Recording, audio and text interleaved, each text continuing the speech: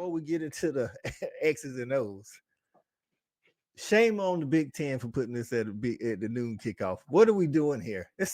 We've been waiting and fiending for college football all summer. You take the biggest game with the biggest names with the biggest implications, No, I got you on this and one, you Coach. give it to us at noon. It ain't nothing. You know what I'm saying? Yeah. The fanatic. Where we keep it 100, keep it real. That's the only way we know how to be. Talking that sports talk. You know what I'm saying? Straight out of South Carolina. Upstate, 864. Yeah. The FANATTIC. The fanatic where we keep it OG. We talking sports, so I call what I see. So last game on the docket is what I think we all will say is the biggest game of week one, and that is Texas at Ohio State. This is a rematch of the CFP game that they had last year in 2024 with Ohio State coming out the winner. You got Arch Manning, you got Caleb Downs, you got Jeremiah Smith, you got Anthony Hill Jr., you got Colin Simmons, you got names all over the field. Now, Ohio State, this is the only thing. First off, before we get into the X's and O's, shame on the Big Ten for putting this at the noon kickoff. What are we doing here? We've been waiting and fiending for college football all summer. You take the biggest game with the biggest names with the biggest implications, and you give it to us at noon? What are we doing, man? Anyway, Stat, give me your thoughts on Texas at Ohio State. Yeah, the big thing when I started looking into these two teams is obviously both of them replacing quarterbacks, but they're 101st and 103rd nationally in returning production, both returning under 50% of their production. And so what that tells us is that you got a lot of new faces on both sides of the ball that are going to be filling in for guys that were very productive for you. This game is going to come down to which quarterback plays better in the big moment, first time in that situation. Right. Got you. So I will talk to this. Shout out to Benji, another one of our Texas fans getting in. He said, hook him. He bought his tickets for the game today. All right, Benji, if you don't mind sharing, if you do mind, I understand, but if you don't mind sharing, how much you drop for those tickets, my guy? Because you will be out up there in Columbus to watch the Longhorns play. Now, what I'll say about returning production in these two cases, they're a little bit different. Of course, if you lose your starting quarterback, you're automatically going to lose a lot of production on offense because he accounts for all the passing yards and some rushing yards, depending on who the quarterback is. In Ohio State's case, they lost the quarterback and two elite running backs in Quinshawn Judkins and Travion Henderson. So Texas losing, what I think everybody would gather to say Quinn Ewers was a good quarterback. Talent-wise, there's an upgrade there. We don't know if performance-wise it will show. Arch Manning, also, when you talk about quarterbacks, Arch Manning has way more production and experience than Julian Sayin. Julian Sayin's he's thrown like 4 passes. Arch has thrown plenty of passes and had almost 1,000 yards last year. He started 2 games, if I'm not mistaken. Played against the Dogs. He's been in high pressure situations. Both highly touted coming out of high school, though. Julian Sayin was just as touted. I think not because of the because of the Manning name a little bit more, but Julian Sayin, everybody wanted him as well. Committed to Alabama, signed, I want to say even, and then when Nick Saban retired, hit the portal when they allowed those guys to hit the portal and end up at Ohio State. He's been named the quarterback.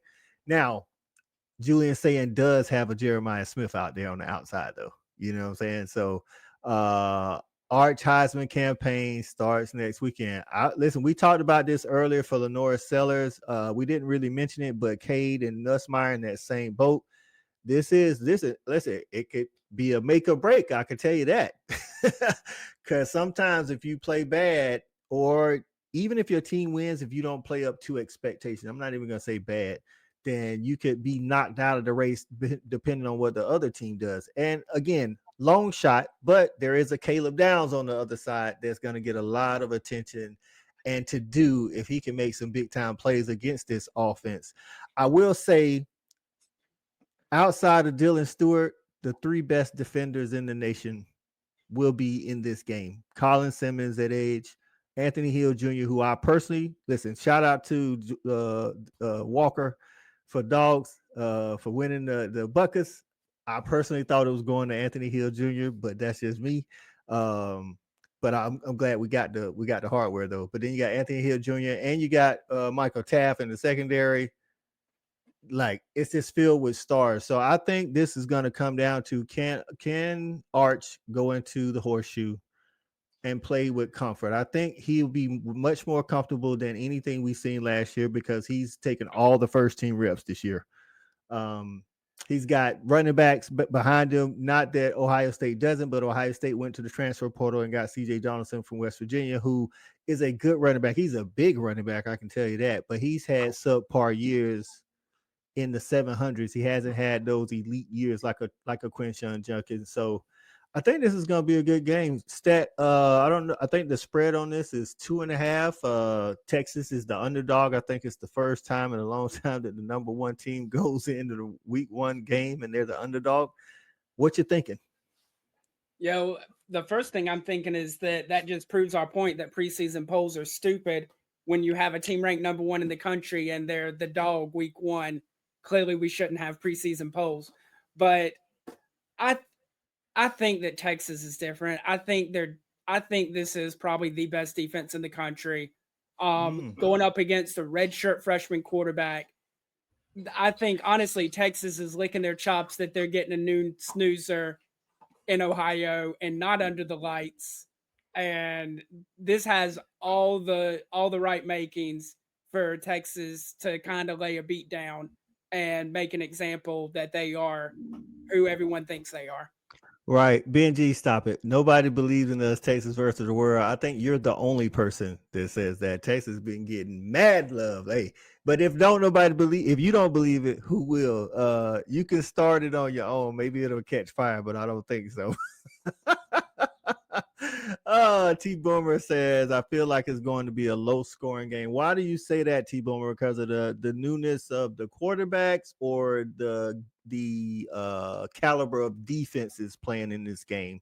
While we don't have the superstar names like Jack Sawyer and others for Ohio State, we still, like I say, we still got Caleb Downs. They only have one guy starting on the defense, projected start on the defense, that hasn't been in the Ohio State system. Same thing for Texas. Texas doesn't have a whole bunch of new people, only two guys, the two tackles on defense, but they had two tackles go to the NFL after the 2023 season. They replaced those guys and they kept the status quo.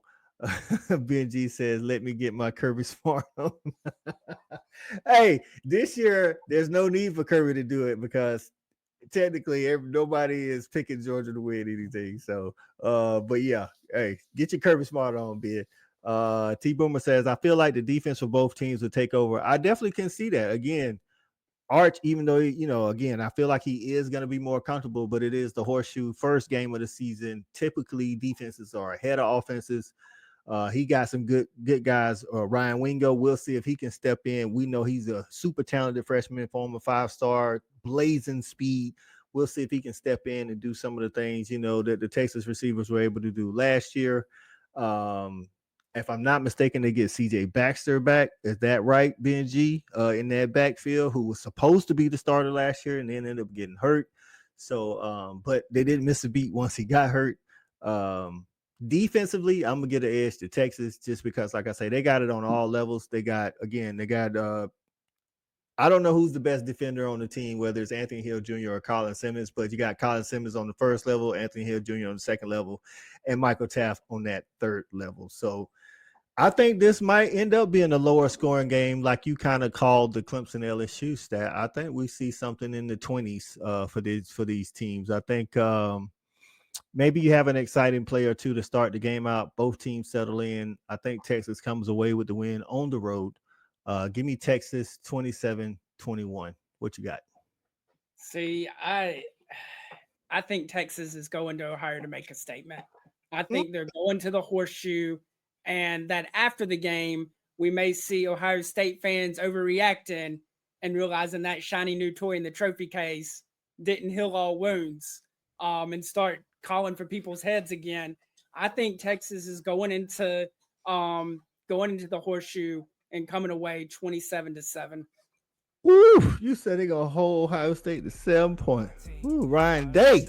Not after the championship, Ryan Day. Don't let him do you like that. We got it jumping like it's that valley. I call my dogs out the pound, let's go eat. Turn on the fan at it, let's have a debate. Who really hold down the Southeast from state to state? What team hungry gonna eat everything up off they plate?